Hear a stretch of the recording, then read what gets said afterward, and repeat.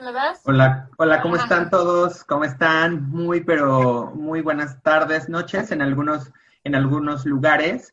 Bienvenidos a todos a esta reunión del Colegio de Médicos Oftalmólogos de Jalisco. Saludo muy cordialmente al doctor Axel Orozco, vicepresidente de nuestra asociación, y a la doctora Sandra Partida Calderón, que es secretaria también, y muchas gracias a todas las personas que hacen posible que podamos hacer esta transmisión, que estamos muy, muy contentos porque de verdad que, bueno, pues esta pandemia nos ha hecho cambiar a todos nuestra forma de trabajar, y es por ello que atendiendo a esta situación, hemos invitado a una gran ponente, una gran amiga de la Sociedad Mexicana de Oftalmología, que la queremos muchísimo porque pues es oftalmóloga pediatra, es estrabóloga, y actualmente desempeña su labor en los Estados Unidos. Y bueno, les quiero platicar un poquito acerca del currículum de Ale. Alejandra es actualmente la directora de oftalmología pediátrica y estrabismo en el Hospital de Niños Benioff de la Universidad de San Francisco. Y bueno, pues ella estudió la carrera de medicina en la Universidad Nacional Autónoma de México, a mucha honra, seguida de una residencia en oftalmología en la Universidad de California.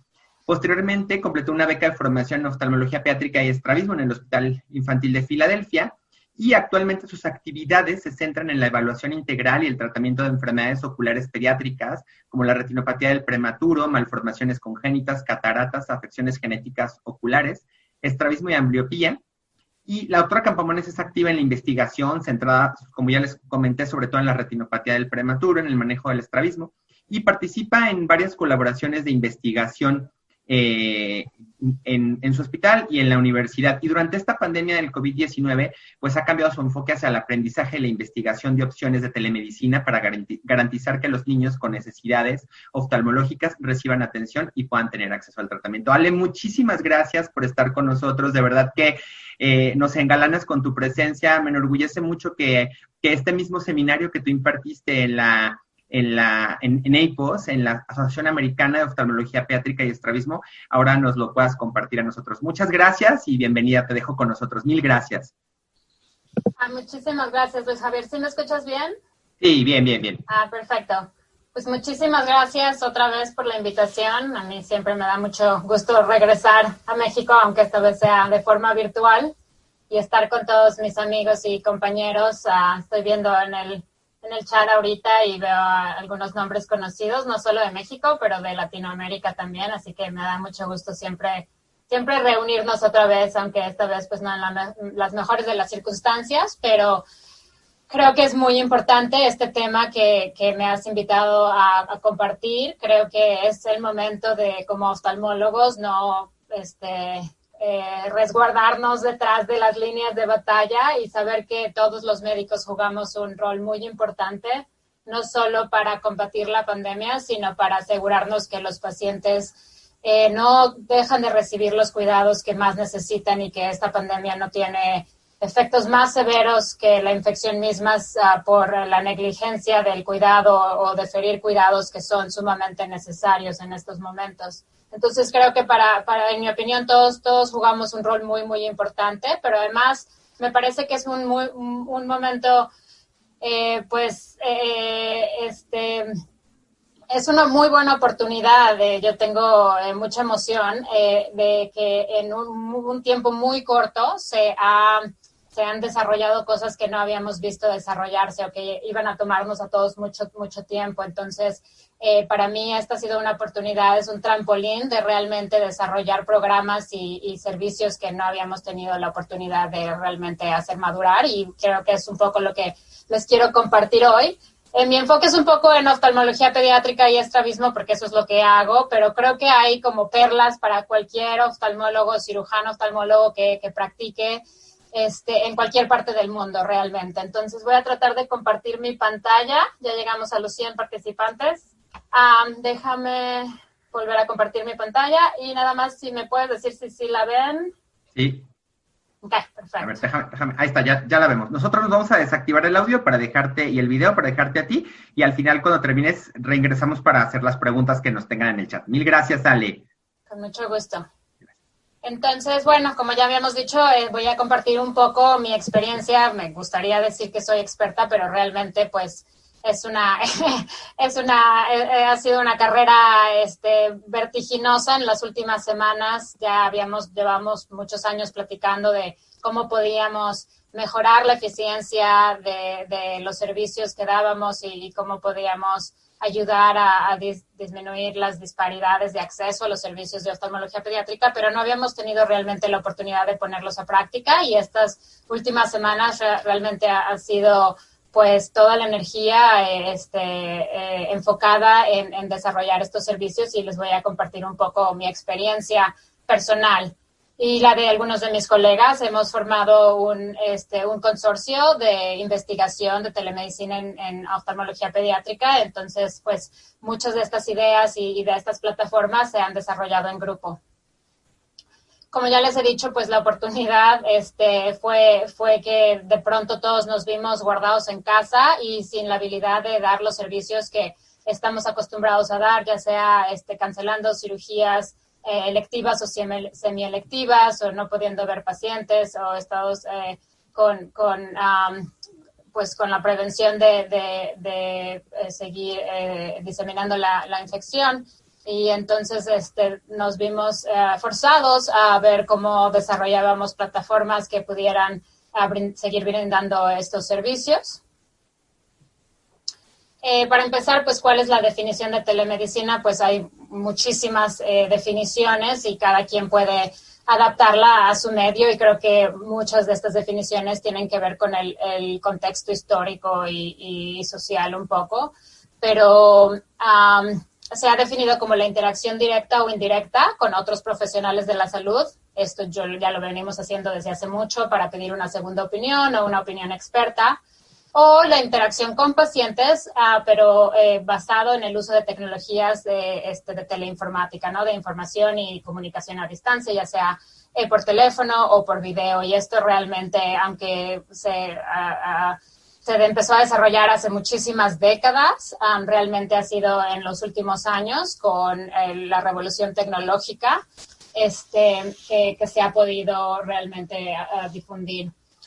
Puede ser esta transmisión e intercambio de información con propósitos tanto preventivos como diagnósticos, terapéuticos o de enseñanza médica, pero es una forma de brindar servicios de salud cuando la distancia geográfica, o por lo menos este fue el diseño original, era una barrera para brindar los servicios o traer los servicios y aumentar el acceso a pacientes que viven en zonas remotas. Sin embargo, también se ha definido como el diseño de los servicios de salud para optimizar la utilización de los recursos en momentos críticos. Y pues, ¿qué momento más crítico que el de una pandemia? Y entonces, cuando es necesario optimizar la utilización de los recursos, ya sea para no gastar los insumos que se tienen que dedicar en este momento a pacientes críticos, o porque es necesaria una distancia social, entonces se pueden rediseñar los servicios de salud, y que ojalá pueda convencerlos hoy que este rediseño no es tan difícil y realmente sí puede llegar a ser muy útil. Si son escépticos, les quiero platicar que yo hace 8 semanas era muy escéptica, y que poco a poco me he estado convenciendo de que debíamos ya de haber implementado muchos de estos servicios ya hace mucho tiempo. Un poco de lo que hablamos es de tratar de rediseñar no solo los servicios, sino también, pues, el lenguaje que utilizamos, ¿no? Entonces podemos hablar de telemedicina, pero también podemos hablar de telesalud. Y como a mis hijas en la escuela ya no hablan de educación a distancia, sino conexión para aprender, y creo que en los servicios de salud podemos decir lo mismo. Es una forma realmente de no estar distanciados de nuestros pacientes, sino por el contrario, continuar con esa conexión y esa relación médico-paciente que, pues, muchos de nosotros tanto añoramos en estos momentos. Hay 3 tipos, por lo pronto. Ahora se han definido 3 grupos de telemedicina. Los que como oftalmólogos conocemos mejor son los servicios basados en imágenes ya almacenadas, lo que se les dice guardar y mandar. Y estas son imágenes que se toman en algún lugar utilizando normalmente cámaras, por ejemplo, para los servicios de retinopatía. Y expertos a distancia pueden después interpretar esas imágenes y dar un diagnóstico o una opinión terapéutica.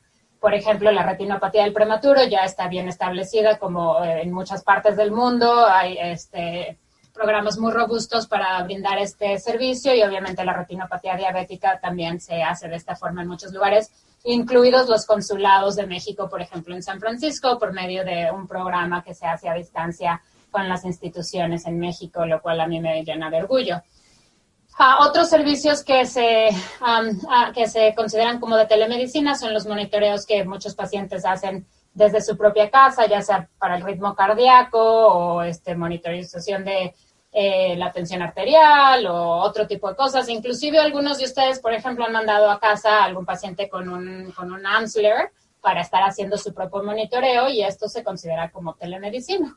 Sin embargo, lo que voy más a hablar hoy son los cuidados especializados en tiempo real, muchas veces utilizando una plataforma cara a cara, pero no necesariamente. Entonces, pues lo que resta de este tiempo voy a hablar de teleoftalmología en los tiempos de la pandemia, y estas solo son unas fotos de lo que yo he estado haciendo, como les digo, en las últimas semanas. Pero esto no es necesariamente nuevo, como ya les decía. Yo creo que solo es cuestión de cambiar nuestro enfoque y de pensar que ya llevamos como oftalmólogos mucho tiempo haciendo muchos de estos servicios, ya sea sobre todo los que pasamos algún tiempo en enseñanza, pero los que tenemos sesiones a distancia con otros especialistas, pero justamente estaba platicando con mi mamá, que muchos de ustedes conocen, la verdadera doctora Campomanes allá en México, y me acuerdo que pues hace más de 20 años yo la veía armar estos estrabogramas que le mandaban a sus colegas a distancia, y ella formulaba su diagnóstico estrabológico y su recomendación quirúrgica. Esto pues hace 20 años ya era telemedicina, y yo creo que pues no hemos avanzado mucho más de eso, pero como les digo, yo creo que solo nada más cambiar nuestra mentalidad y nuestro enfoque, porque muchas de estas cosas ya somos cómodos, ya estamos con mucho confort haciéndolo, y ya estamos familiarizados con ello, y no nos debe como dar miedo de dar el siguiente paso. Entonces, primero que nada hay que establecer la plataforma, y creo que en estos momentos pues hay muchas plataformas que son muy fáciles de utilizar, tanto para los pacientes como los médicos. Estamos utilizando ahorita una, y conforme se van haciendo más actividades de la vida diaria en estas plataformas, como la escuela y el trabajo, pues creo que los pacientes se vuelven más y más hábiles en estas plataformas.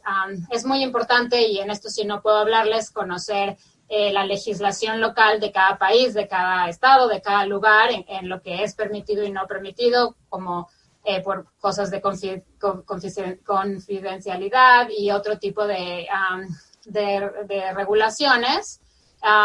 Pero en este momento, por lo menos en Estados Unidos, y ojalá y en otras partes, se han relajado muchas de estas regulaciones para exactamente eso, aumentar el acceso y que los pacientes puedan tener ese acceso.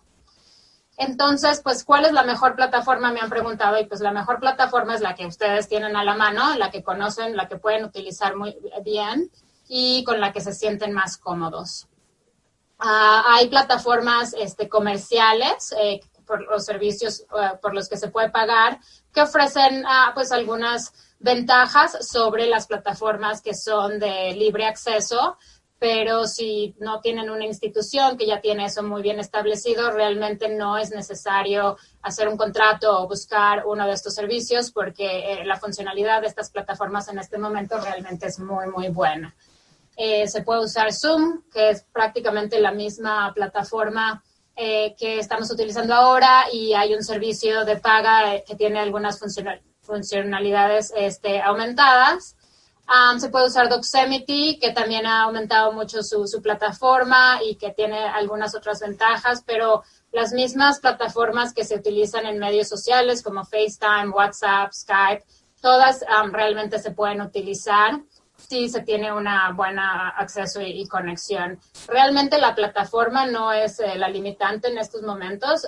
Muchas veces el acceso a estas tecnologías por los pacientes, como están en su casa, si tienen buena conectividad es realmente lo que limita más. Pero cualquiera de estas plataformas, y si alguien tiene alguna pregunta, con gusto al final si puedo, la contesto.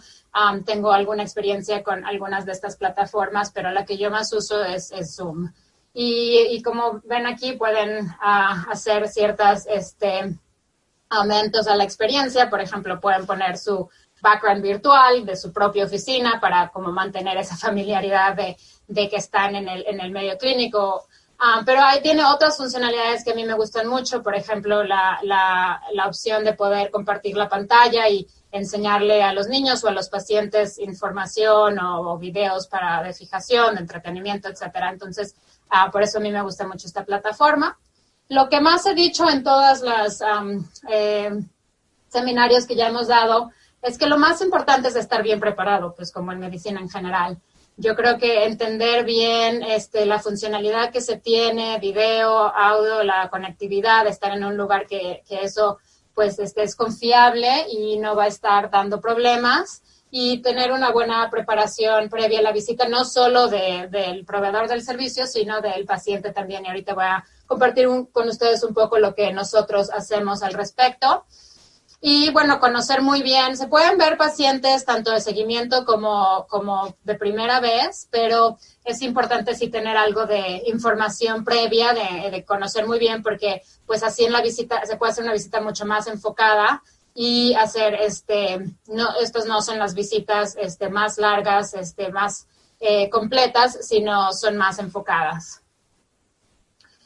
Una de las cosas que hemos dicho y que creo que es importante para el proveedor y el paciente es tener un lugar pues silencioso, donde no haya ruido, donde creo que por ahí vi un chiste de México que pasa el señor de los camotes, pues no es el lugar más adecuado para estar tratando de establecer este servicio. Pero más importante es que tengan una plataforma estable, es decir, no estar tomando como el teléfono o la tableta y que se está moviendo, porque eso degrada mucho la imagen, y tener muy buena iluminación en las dos partes. Creo que es lo más importante y lo que sí hay que decirle a los pacientes que tomen en cuenta. Yo como oftalmóloga pediatra pues tengo que tener un número de juguetes y cosas para entretener a los niños. Como les digo, en Zoom se puede compartir pantalla y me gusta tener ya algunos videos listos, tanto para los niños y a veces como para los padres. Estoy haciendo muchas visitas de información, de discusión de riesgos quirúrgicos, de educación para los padres, y creo que esto me ha dado oportunidad de realmente compartir muchísimas cosas que ya tengo listas para cada paciente. Tener ya la visita bien diseñada, si trabajan en una oficina grande, tener como bien delimitadas las responsabilidades de los técnicos, las secretarias, los residentes, porque esto realmente se puede hacer en los settings académicos sin ningún problema, y creo que con mucho beneficio, y saber muy bien qué pasos se van a ir siguiendo, desde cómo se agendan las visitas hasta cuánto tiempo va a durar cada uno, qué se le va a decir a los pacientes de antemano, cómo tener todo ya, los servicios preparados y listos. Y bueno, nosotros hemos desarrollado instrucciones para los pacientes de las pruebas que se pueden hacer en casa, y también de qué esperar durante la visita, qué es lo que el doctor le va a pedir al paciente o a los familiares que nos ayuden a hacer para que más o menos sepan y estén preparados. Y bueno, para los proveedores, pues saber muy bien cómo van a documentar esta visita.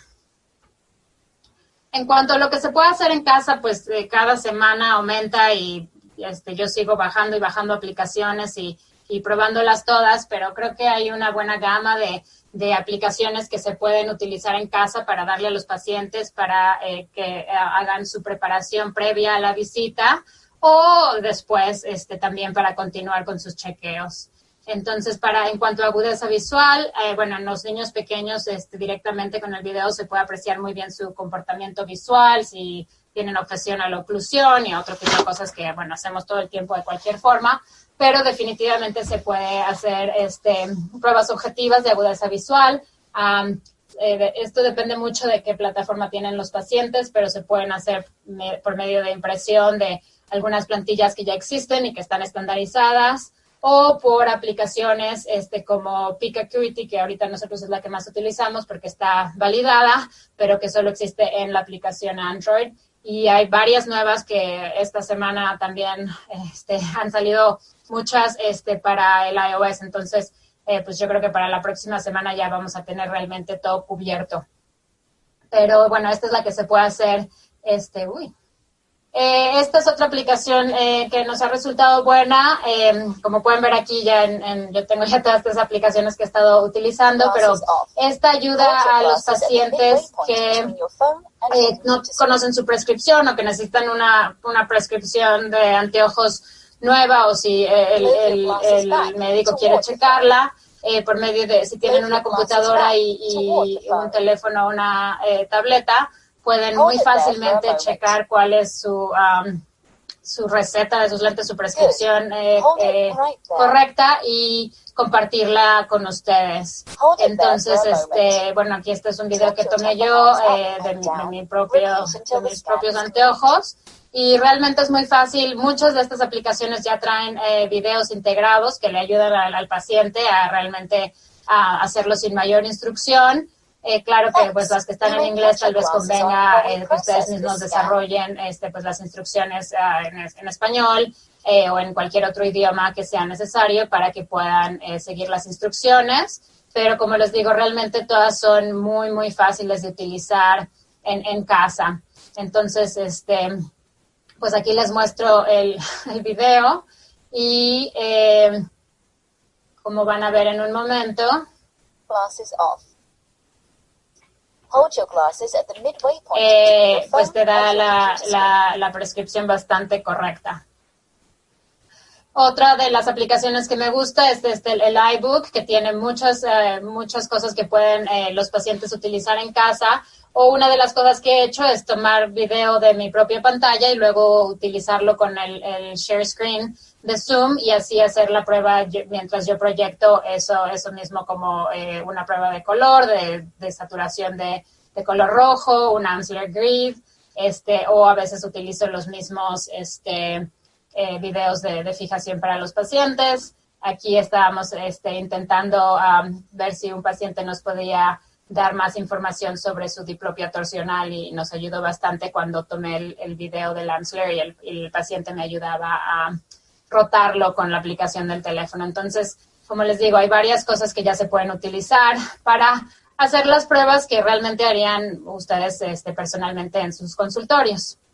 Para motilidad ocular, pues se puede, con la ayuda de los padres, hacerla muy bien, y lo que nosotros hemos utilizado muchísimo es la aplicación del 9Gaze, que también es de libre acceso, y que realmente estamos sorprendidos con los padres o los familiares la cantidad de información que se puede obtener.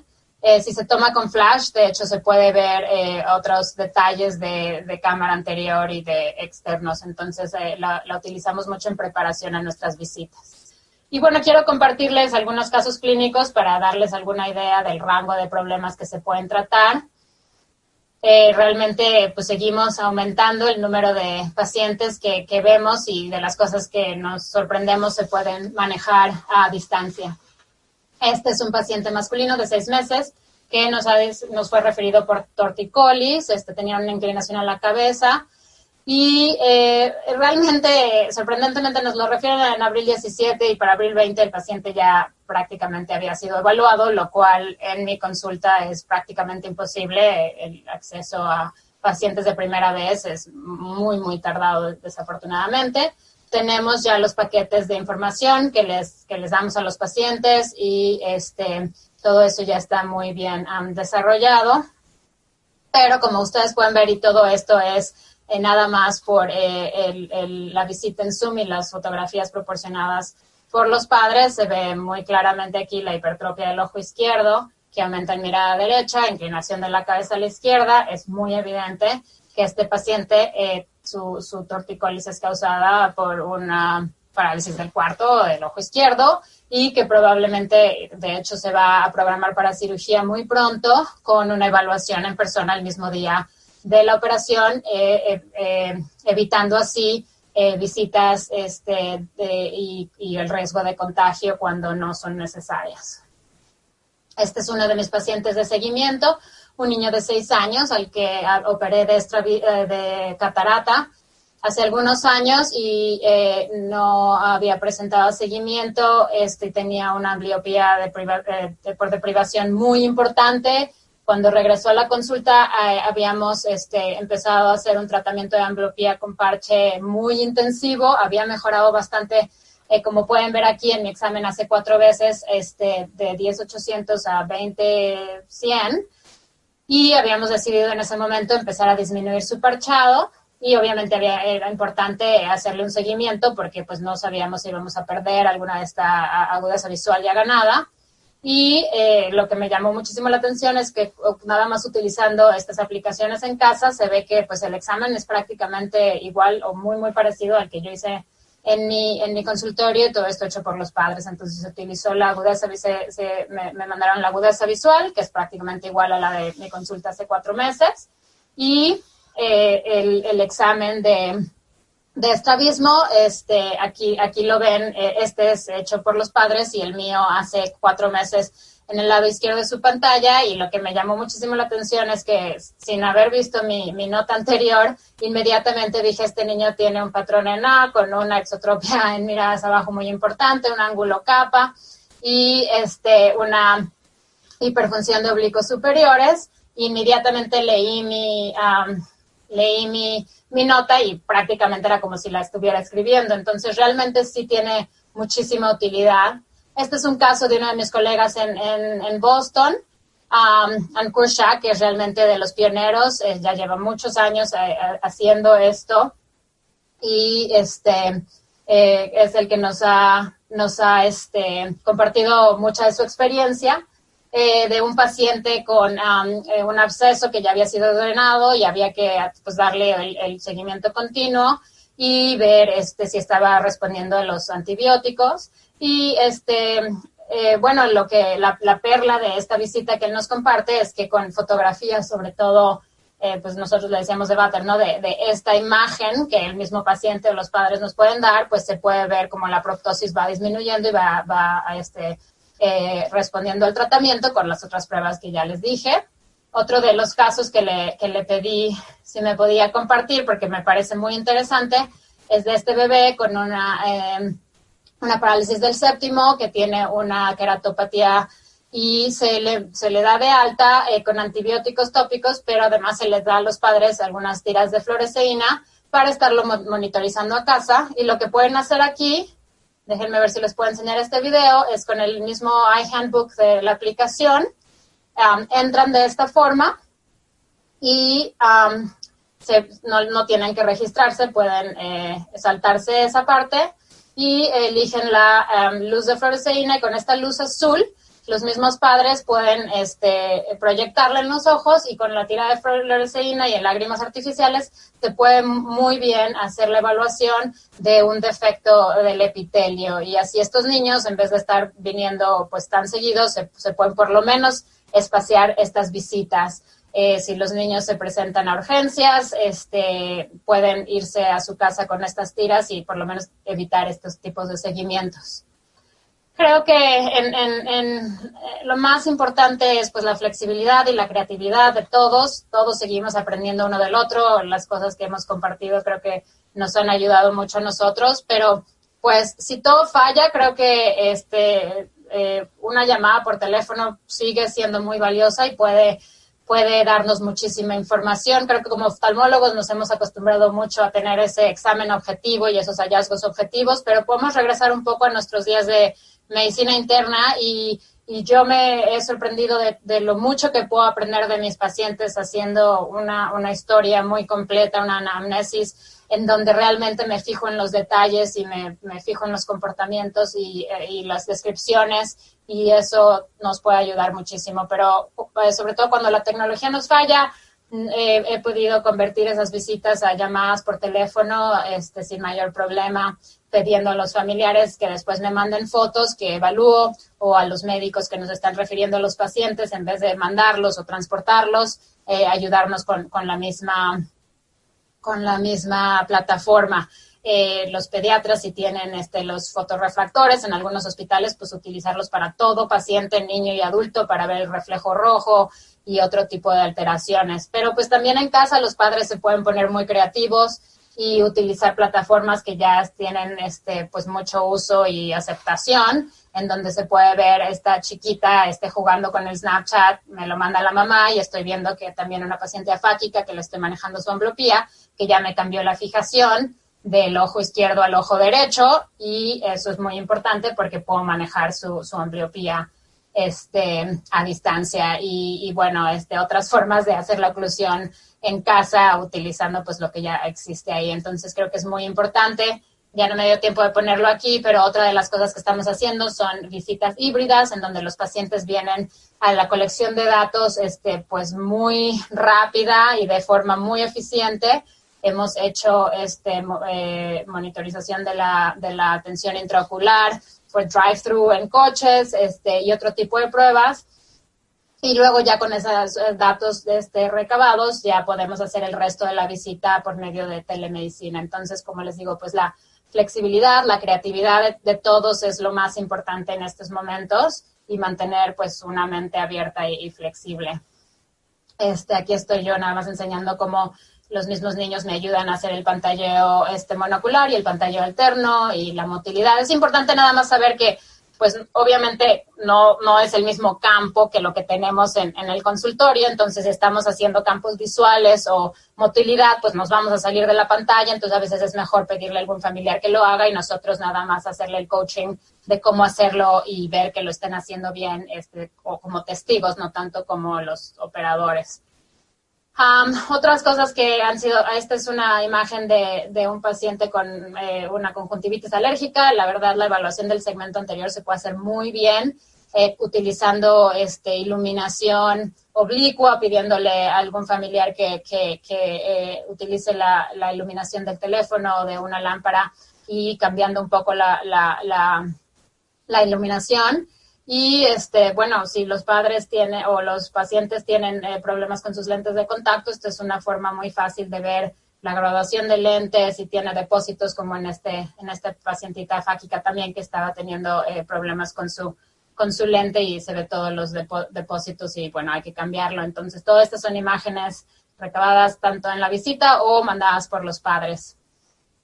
La comunicación, ya para terminar y dar un poco de espacio a preguntas, ya no puedo traducir esta diapositiva, pero pues creo que nada más porque estamos a distancia no hay que perder de vista, o creo que más aún en estos momentos hay que tener más cuidado en la comunicación, en lo que decimos, en lo que no decimos.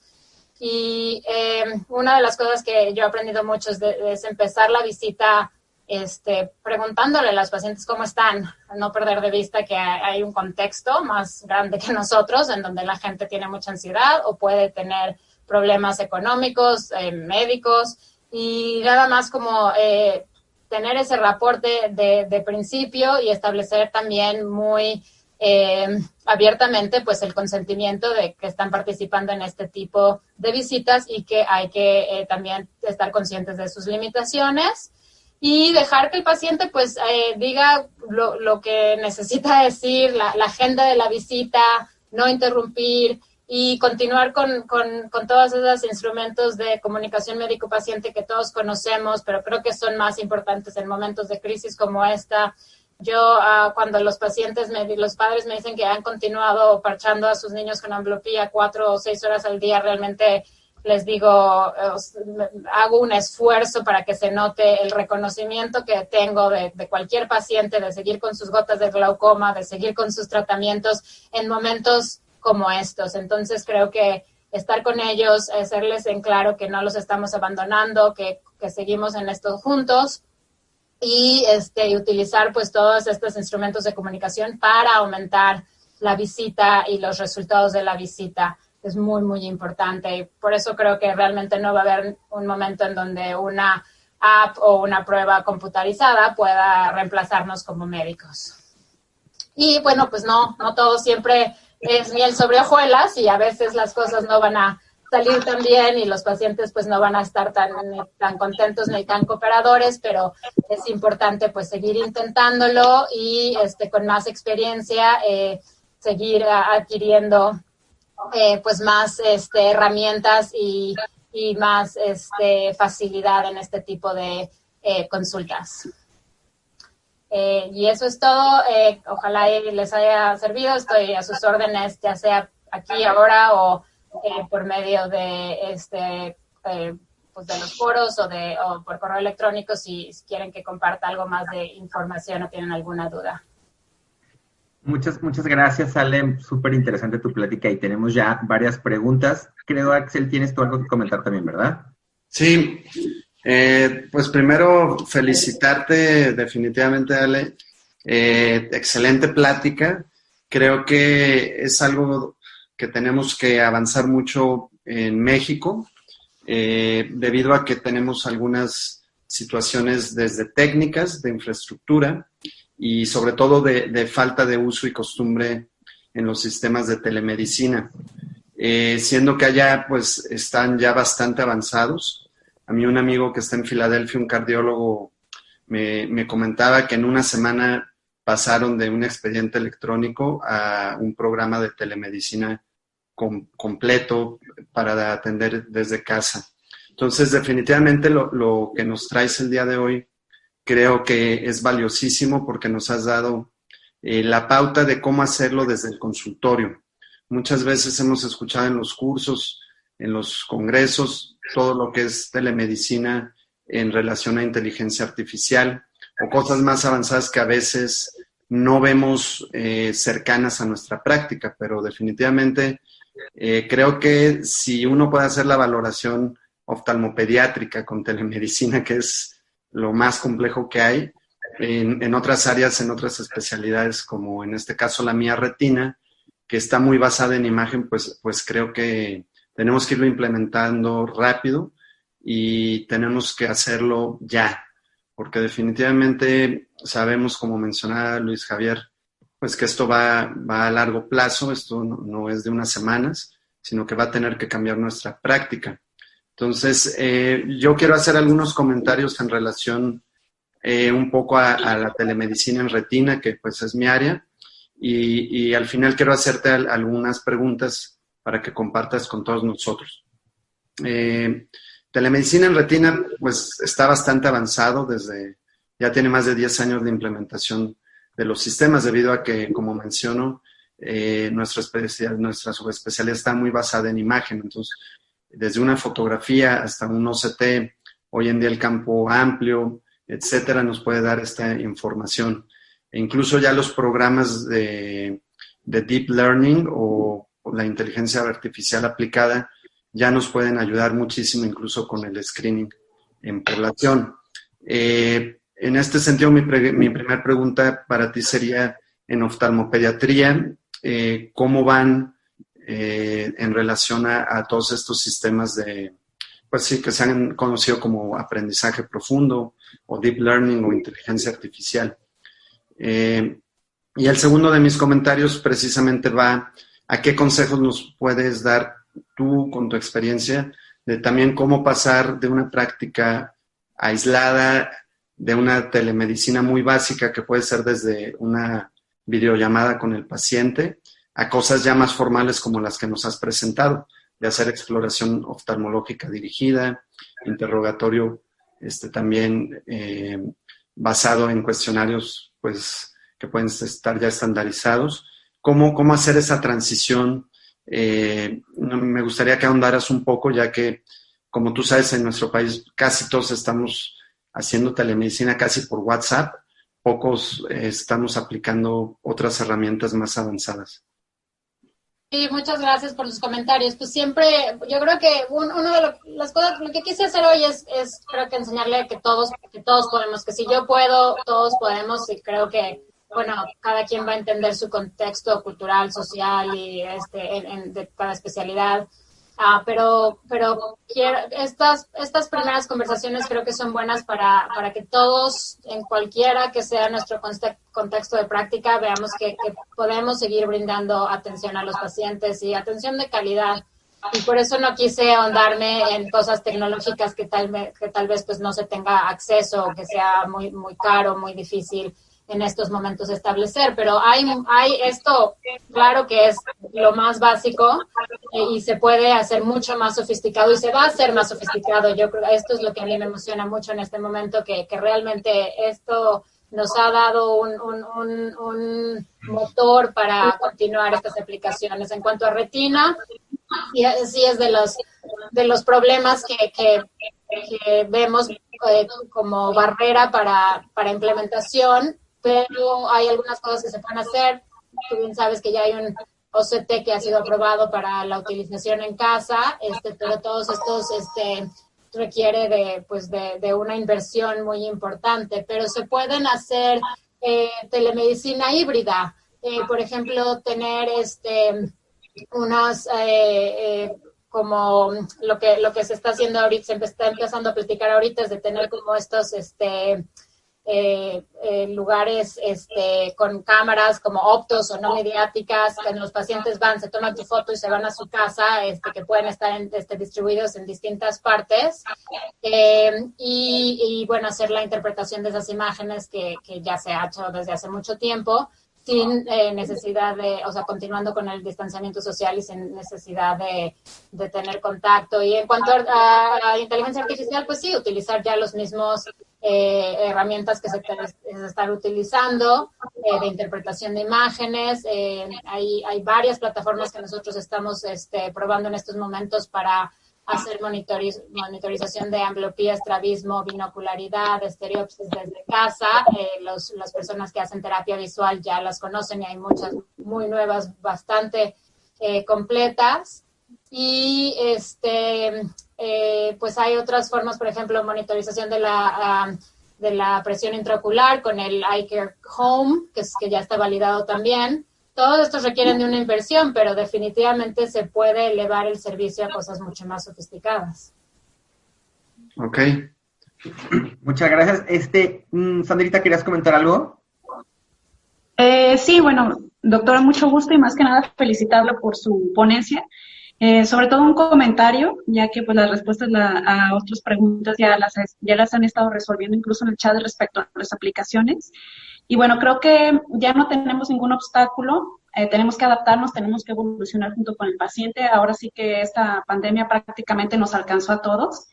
Y veo muy útil, aunque a mí se me hace muy difícil poder decir, bueno, mándeme el paciente una foto y por ahí lo atiendo y por ahí me doy una idea. Es como, yo creo que la clave está en un buen interrogatorio y al menos en pediatría se me hace mucho más fácil poner al niño enfrente de la cámara y que la mamá, bueno, aislada de todo, claro, porque los niños se distraen muy fácilmente, pero creo que si contamos con todos los elementos a la mano para poder llamar la atención del niño, se va a poder explorar muy fácilmente, al menos en las cuestiones estrabológicas o en algunas otras más fáciles de tal vez segmento anterior o que sean más comunes, ¿no? Y bueno, más que nada transformarla, tenemos el beneficio también de que el niño, al no estar en un ambiente de estrés, como es un consultorio, como es un espacio ajeno, tal vez también pueda colaborar un poco más en un ambiente donde se sienta como pez en el agua. Y cambiar prácticamente el consultorio, bueno, ya tenemos que pensar que ahora va a ser la casa del paciente, ¿no? Ahora nuestro consultorio va a estar trasladado a estas esferas. Y pues más que nada eso, y pues felicitarla por eso. No sé si alguno de nuestros asistentes aquí virtuales tengan alguna otra pregunta. Todavía están abiertos los dos chats por si quieren preguntar algo. Muchas gracias. Los miembros del colegio pueden preguntar directamente en el chat de WhatsApp y por ahí ahorita filtramos las preguntas. Y nuestros demás invitados, yo tengo aquí ya varias, Ale. Primero queríamos preguntarte, ¿cómo es independientemente de la legislación de cada país, cómo es la legislación en Estados Unidos? O sea, ¿esta consulta es válida? ¿Es una asesoría? ¿Tiene ahora sí que si tú envías una prescripción después de la cirugía, de la consulta, ¿esto es válido? Sí. Afortunadamente, yo creo que esto es lo que nos ha dado, nos ha impulsado de esta forma, es que hace unas semanas las leyes se relajaron muchísimo en cuanto a lo que se puede y no se puede hacer, no solo en aspectos de proteger al paciente, sino de cobrar por los servicios y a qué nivel. Entonces, eso ha ayudado muchísimo a la adaptación y a disminuir las barreras de utilización, pero se han ido cambiando las leyes prácticamente día con día y en este momento sí, estas visitas están de hecho autorizadas y pagadas al mismo nivel que una consulta en persona, aunque no requiera el número de investigaciones objetivas, que aquí en Estados Unidos es uno de los componentes para dictar el nivel de pago, por la decisión médica y la discusión médica y la toma de decisiones complejas, se puede hacer, se ha como equiparado a los exámenes. Entonces, sí, todas las consultas en este momento se están aceptando como una consulta, como si fuera en persona, no solo son asesorías, son realmente consultas. Claro que, bueno, éticamente los médicos tienen que decidir cuando una de esas consultas no es suficiente y ese paciente tiene que verse en persona.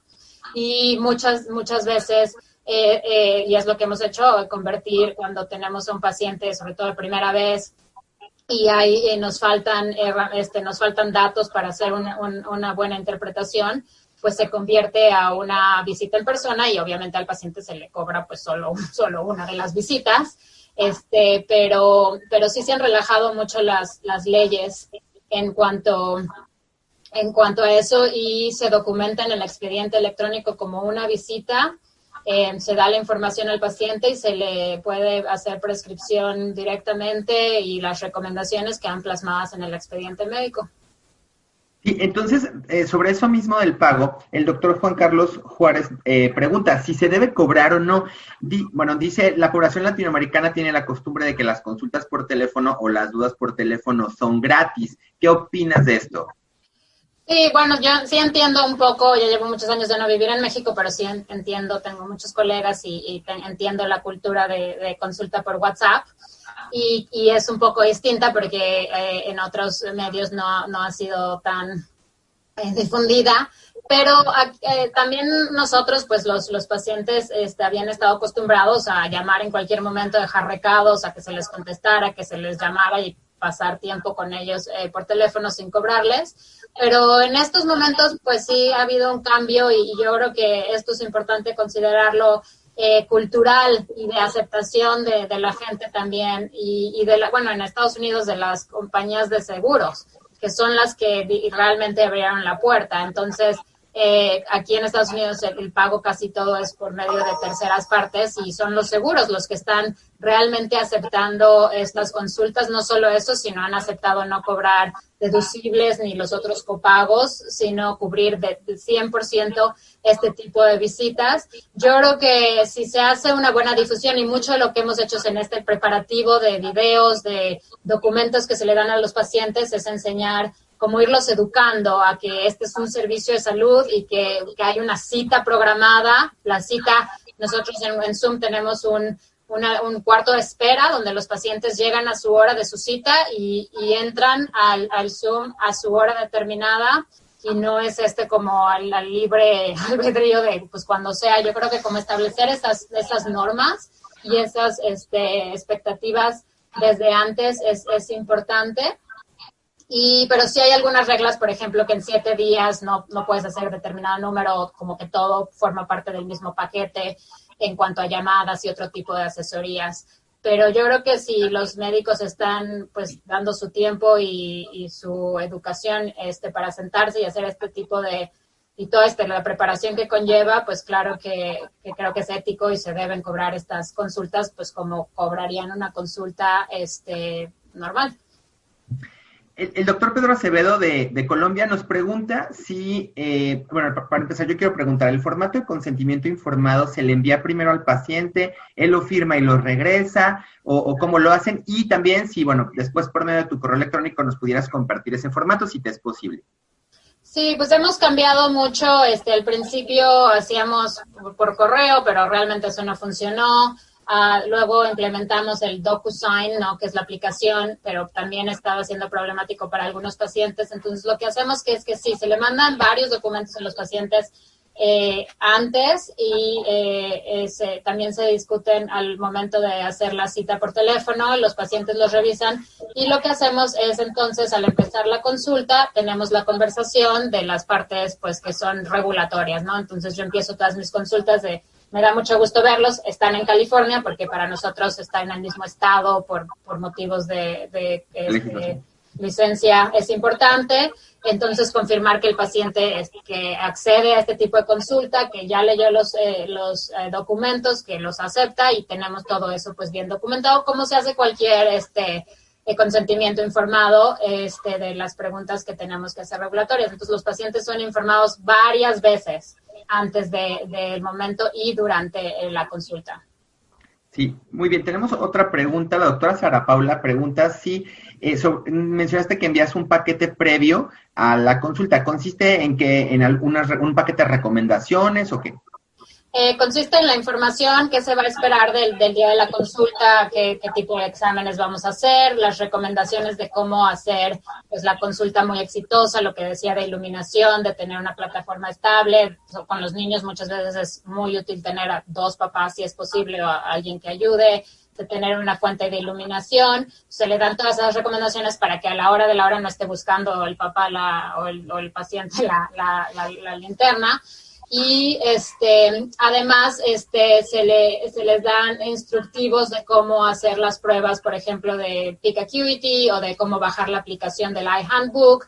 Y eso lo que hemos hecho es hacerlo muy específico para cada paciente. Entonces yo reviso el paciente, sé qué quiero de esa consulta y le mandamos los formatos de las aplicaciones, si es un paciente de estrabismo, si es un paciente de segmento anterior, si es un paciente que tiene que venir al drive-thru de su presión intraocular. Entonces, le digo ya como uno le diría, por ejemplo, a su técnico o a su auxiliar, quiero que me cheques esto y esto y esto y esto antes de que entre yo a ver a mi paciente, pues lo mismo prácticamente es lo que se le está pidiendo a los padres o a los pacientes de ya llegar a su consulta con esta información ya lista. De acuerdo. La doctora Ivonne Segura nos pregunta si, nada más para estar seguros, si el nombre de la aplicación para la toma de estereopsis es iHandbook. ¿Estamos bien? iHandbook tiene una, pero casi todas las pruebas de estereopsis, pero puedo compartir con ustedes otras más simples que mis ortoptistas me enseñaron. Pero la mayoría de estereopsis tiene que mandarle o los pacientes tienen que de alguna forma construir con materiales de papelería, lentes ya sea de polarizados o lentes con filtros rojos y azules o rojos y verdes. Entonces, si estos se pueden mandar por correo o recogerlos o unos ya se tienen en casa, pero se pueden utilizar algunos de los videos como Nintendo 3D, que ya existen, y hay varias aplicaciones en línea que se pueden utilizar, pero la limitante es que los pacientes tienen que tener alguna forma de hacer sus lentes o sus filtros. Sí. Creo que son todas las preguntas porque hay como mucha redundancia, pero por ejemplo, bueno, hay muchísimas felicitaciones de muchas partes de Latinoamérica, hay gente de Colombia, de Perú, de Ecuador, de Argentina, de Bolivia, de México y de Estados Unidos. La doctora Enriqueta Hoffman de la Ciudad de México, nos dice esto que me llama mucho la atención, dice: muchas felicidades, gran aplicación sobre todo en países tan pobres y tan grandes como el nuestro, de difícil traslado. Y de esta manera podemos llegar a tener comunicación con nuestros colegas para muchos programas. Y así, pues, todos los comentarios de todas las personas, no los puedo leer todos por obviedad de tiempo, pero no sé si haya ahorita en el foro alguna otra pregunta para la doctora antes de que terminemos. Preguntan por aquí que si es necesario hacerle firmar o aprobar algún consentimiento. Sí, ya habíamos dicho que sí.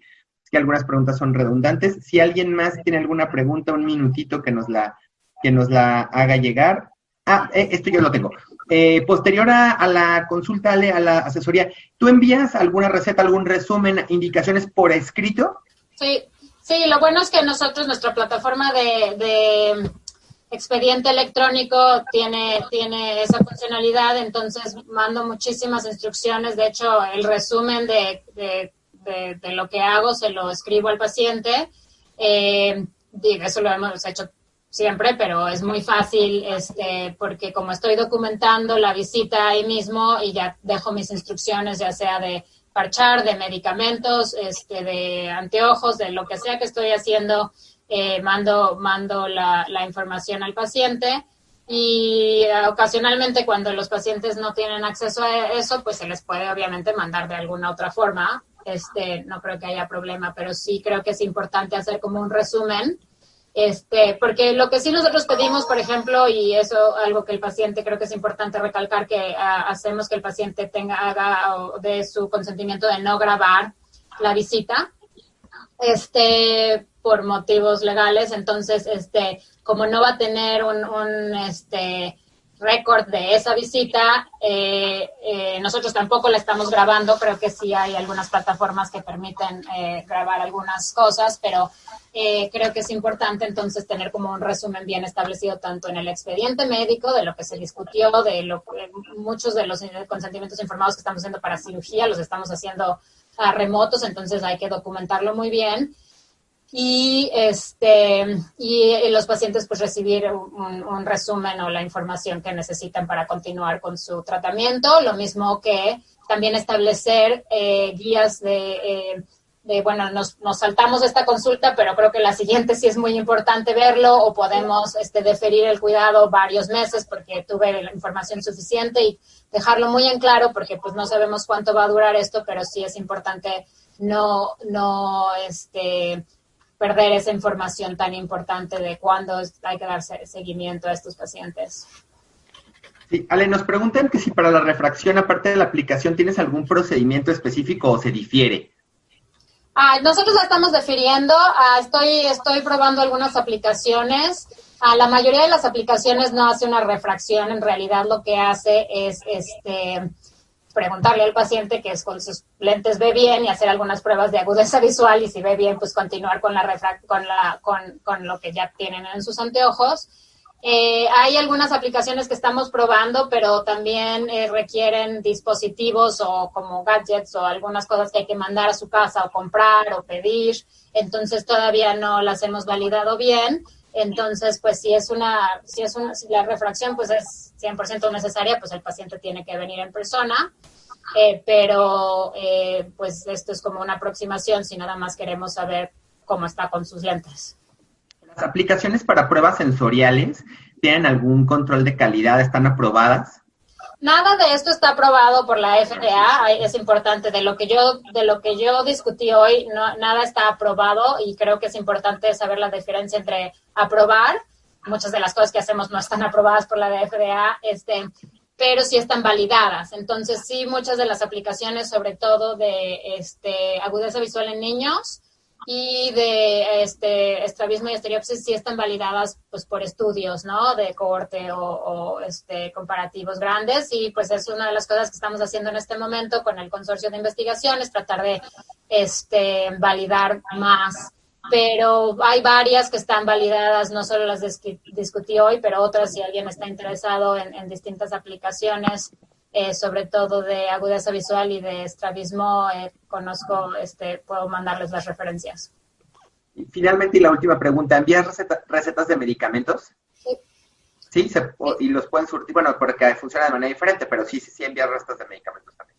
Sí, las estamos mandando. Aquí podemos llamar por teléfono a la farmacia, podemos hacer una receta electrónica, pero sí antibióticos tópicos, para pacientes con problemas de segmento anterior. Presenté a un niño con un herpes, que también mandamos el aciclovir remotamente, y lo hemos estado monitorizando remotamente. Sí, aquí se puede hacer prescripción remota, y creo que en estos momentos todos los países deberían relajar si tienen reglas muy restrictivas en cuanto a eso, porque pues sí, con cuidado, pero yo creo que sí, en estos momentos pues hemos hecho iniciar el tratamiento remoto en muchos pacientes.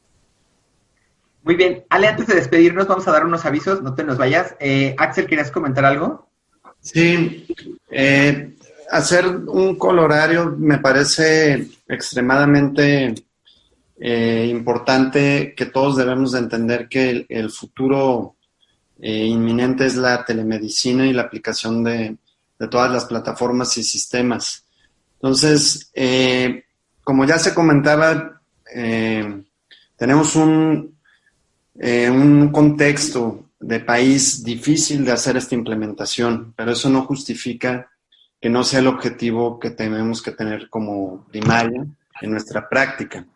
Porque si lo vamos retrasando, lo único que vamos a hacer es quedarnos nosotros mismos y nuestra práctica retrasada, y al final del día es similar a cuando se hizo el cambio de cámaras por cámaras digitales que eran costosas, que había pocas, o sea que era difícil y que mucha gente se rehusaba a ese cambio, pero al final del día todo avance tecnológico nos va a poder llevar a atender una mayor cantidad de pacientes. Simplemente si tomamos en cuenta las cifras, en el colegio somos actualmente cerca de 500 colegiados, más todos los que no están ejerciendo, en un estado de cerca de 8 millones de personas. Si todas esas personas necesitan una revisión oftalmológica en su vida, tendríamos que dar consultas cada 10 minutos toda nuestra vida para atender a toda esa población. Entonces, definitivamente la telemedicina, a mi punto de vista, es el futuro inminente y tenemos que nosotros librar todas esas adversidades para implementarla. Tenemos que ir organizándonos por grupos de especialidades, por áreas, como ya nos mencionaba Ale, a lo mejor fomentar que existan centros donde se hagan las tomas de los estudios automatizadas para poder empezar a ver un volumen. En el país, pues ya tenemos varios ejemplos en retina. La doctora Mariana Martínez en telemedicina en ROP en la Ciudad de México, el doctor Hans Fromo también con el proyecto que hizo de retinopatía diabética para categorizar mediante algoritmos la enfermedad, que fue bastante exitoso y no se le dio un seguimiento precisamente por políticas, ¿no? Entonces nosotros tenemos que, como líderes de opinión en nuestra rama, tomar esa conciencia de la importancia de la telemedicina y trabajar durísimo sobre eso, porque tenemos que dar respuesta a la necesidad de una población creciente y empobrecida, y definitivamente la implementación al principio puede representar una inversión, pero a la larga pues va a ser más barato ver más pacientes con telemedicina que con centros físicos, ¿no?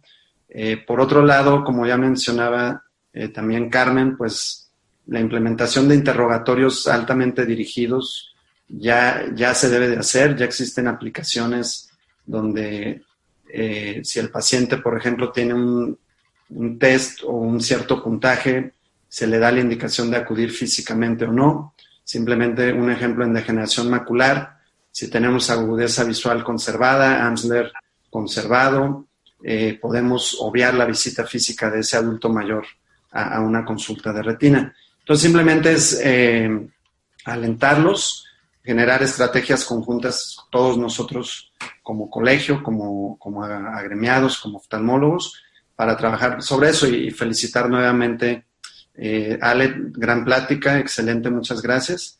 Y finalmente les voy a dar un anuncio parroquial y un anuncio publicitario. El día de mañana tenemos un webinar de retina, de imagen de retina, en el que el doctor Javier Sarranz de España nos va a hablar de inteligencia artificial en retina.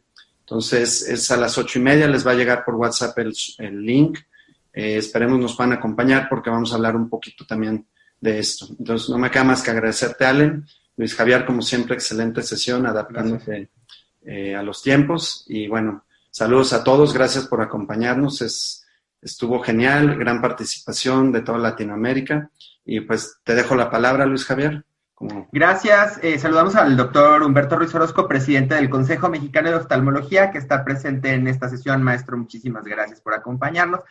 Y bueno, sobre ya nada más esto que quiero comentar, que escuché el otro día cuando alguien criticaba la telemedicina y él decía que mucha gente no quería cambiar a un teléfono inteligente y querían seguir con el de botones, hasta que ya no hubo más teléfonos de botones, ¿no? Entonces, toda la gente que se rehúsa a esto, que dice que esto no va a funcionar, pues ojalá que lo que la doctora Alejandra nos compartió el día de hoy lo puedan empezar a implementar. A lo mejor poco a poco es complicado, no tenemos a lo mejor todos los medios, pero siempre se puede. Y si trabajas todo lo que haces, todo lo que investigas como directora de un servicio de una universidad tan importante, haberte dado el tiempo para estar en esta sesión del Colegio de Médicos Oftalmólogos de Jalisco. Muchísimas gracias. Siempre, con muchísimo gusto y bueno, esperanzada de verlos a todos en persona muy pronto y de poder, ahorita de hecho debería estar yo en México en la playita, pero bueno, de a distancia les mando un abrazo a todos, me da muchísimo gusto pues regresar lo que pueda a México, siempre es un honor, y mi casa de estudios y mi formación y todo, así que siempre es un honor, nunca voy a estar ocupada como para no poder colaborar con mis amigos allá. Creo que, como dices, es importante nada más recordar que, pues, adaptarse o morir, ¿no? Yo creo que las enseñanzas aquí son muchas y no solo verlo como resignación, sino realmente como una oportunidad de mejorar los servicios que hemos estado dando y de dar más acceso a pacientes que ya llevaban mucho tiempo sin tener acceso a servicios oftalmológicos, que creo que a mí es lo que me ha inspirado más para continuar con este trabajo, pero ojalá y no sea bajo este contexto por mucho tiempo más. Muchísimas gracias, Ale. Finalmente, hemos cambiado nuestro congreso anual, que estaba programado para agosto, para las fechas 5, 6 y 7 de noviembre. Nuestra invitada de honor será la doctora Ángela María Fernández, que también está presente en este foro. Si todo va bien, estaremos haciéndolo de manera presencial y si no, pues ya veremos si hacemos telemedicina. Ale, nuevamente muchísimas gracias. Gracias a todos por conectarse y despedimos esta transmisión. Gracias a toda la gente que se conectó. Muy buenas noches. Gracias. Muchas gracias. Gracias.